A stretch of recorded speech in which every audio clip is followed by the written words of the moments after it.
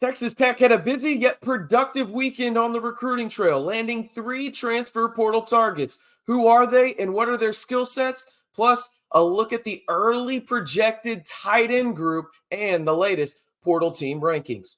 Hey, how's it going, everybody? It's RC Maxfield here from the Back to 12 podcast. If you haven't already, be sure to like the video, hit that subscribe button, and turn on the notification bell to stay in the know on Texas Tech football all year long right here, whether it's on the gridiron or off of it. We've got you covered. And listen, we're the most engaging Texas Tech community here on YouTube. There's no doubt about that. But only about 45.6% of y'all subscribe that watch the videos. Let's bump up those numbers a little bit. We did better. We got up about 5% from last video, but let's see if we can get to 50 on this one. Join the most engaging Texas Tech community on YouTube by simply hitting that subscribe button and stay in the know on Texas Tech football all year long. Speaking of Texas Tech 2024 football, on a scale of 1 to 10, how excited are you about Texas Tech football going into 2024?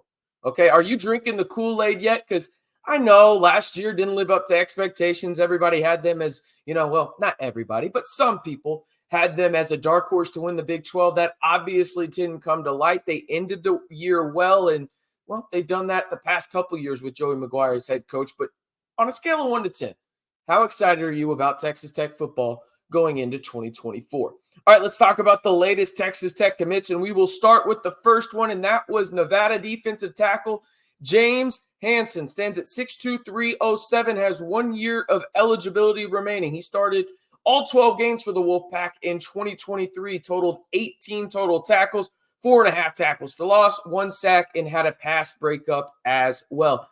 I had a more in-depth, let's call it that, film breakdown of James Hansen over on the previous video. I'll link that down in the description and in the comments below so you can go and really see some of his film. But really the gist of this in terms of this addition for the Red Raiders is he's an experienced interior defensive lineman, and that is a position that Texas Tech has targeted heavily in the portal. They go get a guy that has 1 year of eligibility left, will be in the rotation, and then that allows another year for the younger guys not to have that bigger role in terms of, hey, you didn't play that much in 2023. Here you go. Play a ton of snaps just like Tony Bradford. No, that's not how it's going to be.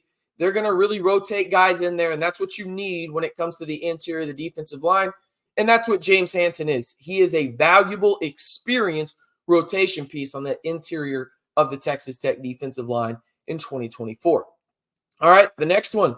A lot of people are excited about this one. I am as well. You got Javeon Wilcox. He committed to Texas Tech, a transfer safety from TCU. He stands 6'1", 200 pounds, and was part of the class of 2023. So he will have 4 years of eligibility remaining after redshirting last year at TCU and not playing a single snap for the Horned Frogs in 2023. He was a 4-star safety out of Lake Belton High School. We'll get there in just a second. I know that high school name rings a bell for some Tech fans, but he was a 4-star safety according to both Rivals and 24/7 and was ranked as the 35th best overall safety in that class. Now, you may have seen it at the bottom of your screen right there. He is also the half-brother of 5-star wide receiver Micah Hudson. They played together at Lake Belton High School during Wilcox's senior year and obviously Hudson's junior year at that point. They will reunite and play together in the Scarlet and Black out in the 806 for Joey McGuire and crew starting in 2024. That's a big one, though. He's a guy that now you look at it from the class of 2023. Obviously, he's a guy that transferred in, but you now have 3 4-star guys in that secondary from the class of 2023 with at least 3 years of eligibility left. You got Sanford, you got Jordan, and now you got Wilcox. Pretty good trio of young secondary guys there for the Red Raiders where they can really mix and match and use them as chess pieces. Tim DeRuyter can moving forward, but Wilcox was definitely a big add via the portal for the Red Raiders. The next one came late Sunday night. Shout out to my mom, by the way. Happy birthday, Mama Maxfield, on January 7th. Type happy birthday down in the comments if you want to Mama Maxfield. Anyway, Texas Tech landed the commitment of Oklahoma tight end transfer Jason Llewellyn.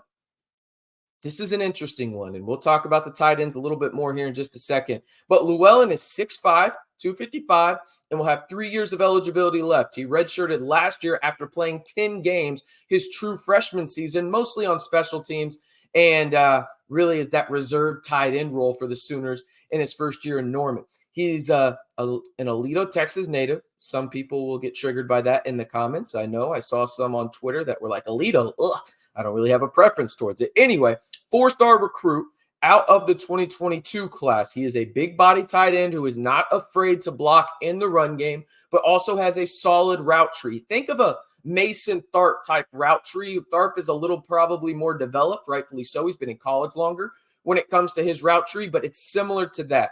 The Red Raiders now have 5 tight ends on their roster going into 2024. Let's take a look at the early projected depth chart for the Red Raiders at the tight end position going into 2024, as you can see at the bottom of your screen. I prefaced it. This is as of January 8th of this year. You're seeing this. It was recorded on Sunday night, January 7th. Again, shout out to Mama Maxfield, but it's being posted on January 8th. You got Mason Tharp. He is the lone returnee in this group as the starting tight end. And then you got the 1A and Jalen Conyers right there as well, the Arizona State transfer that Texas Tech landed via the portal. You got Jason Llewellyn from Oklahoma, the guy that they just landed this past weekend, and a weekend where they landed a trio of commits, as we've talked about here on this video. And then you have John Carlos Miller II, the guy that actually led Division II football, the FCS, in terms of yards per catch, And then you got the lone high school guy in there in Trey Jackson. I fully expect tight ends to be used more. I know a lot of people have been asking me that, whether it's been on Twitter, Facebook, here in the comments.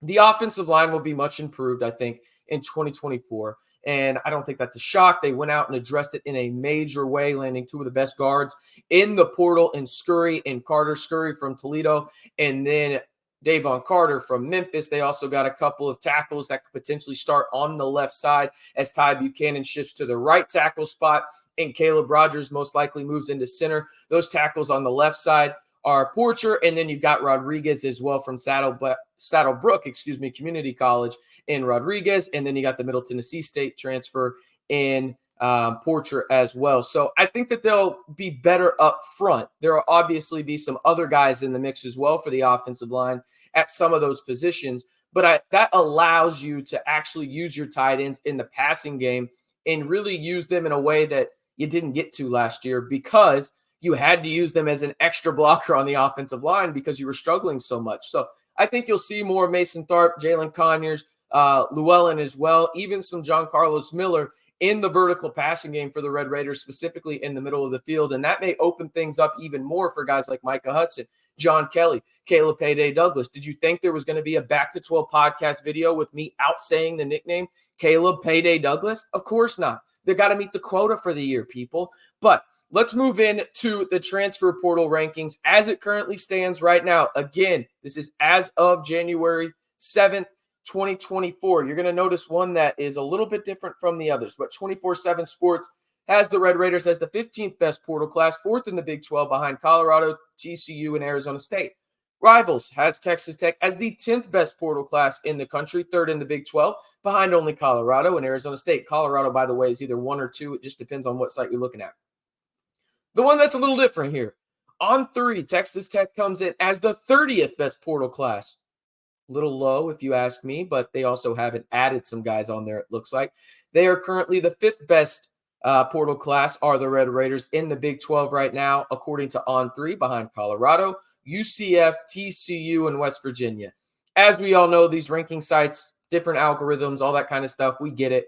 But I think if we're being honest, I think 24/7 probably has Texas Tech where they should be in that 15 range. Probably 12 to 15 is where I think Texas Tech should be in terms of their portal ranking because they landed some bona fide, solidified impact players via the portal, both on the offensive and defensive side. All right, before we get out of here, though, one more time on a scale of 1 to 10, how excited are you about Texas Tech football in 2024? Are you drinking the Kool-Aid once again?